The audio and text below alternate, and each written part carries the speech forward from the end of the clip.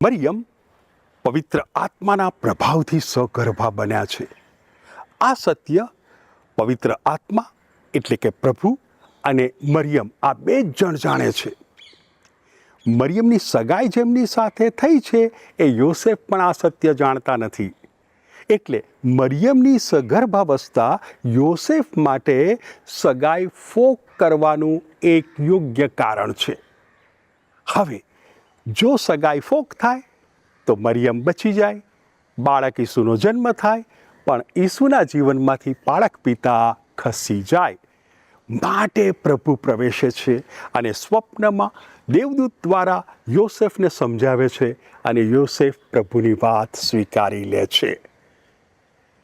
શું મારા જીવનમાં વહેમ આવે, શંકા આવે એવો બનાવ બને ત્યારે પ્રભુ મને જે કંઈ કહે છે એ હું સ્વીકારું છું ખરો?